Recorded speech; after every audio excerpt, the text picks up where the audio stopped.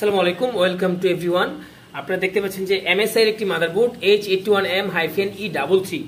এই বোর্ডটি হচ্ছে আমাদের কি কন্ডিশনে আছে এবং কিভাবে এটা রিপেয়ার করব সেটা হচ্ছে আমাদের স্টুডেন্ট আসাদের সাথে কথা বলবো। আসাদ, এই বোর্ডটি কি কন্ডিশনে আছে বলো তো? স্যার এখন এটা হচ্ছে যে স্যার 12 ভোল্ট শর্ট দেখাচ্ছে এখানে। আচ্ছা, তুমি কিভাবে শর্ট চেক করছো আমাদের দেখাও। স্যার এখানে স্যার এমপিডেন্স, হ্যাঁ এমপিডেন্স কত, প্রথম কি চেক করছো? প্রথম ATX24 পিনের কিভাবে চেক করছো দেখাও।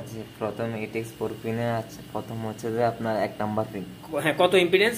800 দেখাচ্ছে। Fine fine. তারপরে 4 নাম্বার পিন।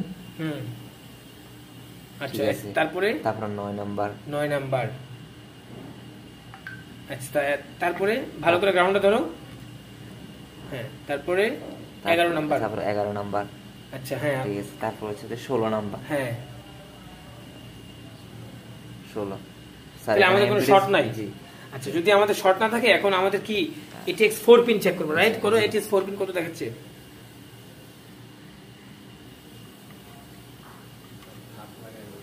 ধরো জি স্যার 0 দেখাচ্ছে, রাইট? জি। ওই পাশে স্যার 0। তাহলে মানে আমাদের ATX24 পিন ঠিক আছে, বাট আমাদের যে 4 পিন 12 ভোল্ট, 12 ভোল্ট শর্ট দেখাচ্ছে, রাইট? তাহলে এটাকে বলে BRM শর্ট। কি BRM শর্ট? মানে আমাদের যে BRM কোর সেকশনের যে ভোল্টেজটা 12 ভোল্ট মেইন ভোল্টেজ, ওইটাই শর্ট। এই জন্য আমাদের পিসি অন হচ্ছে না। তাহলে নো পাওয়ার আছে। শর্ট কিভাবে ভাঙবা? শর্ট ভাঙা শুরু করো। স্যার যদি এগুলা আইসি এগুলা স্যার এগুলা কি নাম কি? এই যে এগুলোর নাম কি স্যার? এগুলা আইসি স্যার। আচ্ছা, মোসফেট। আর এগুলা স্যার আইসি।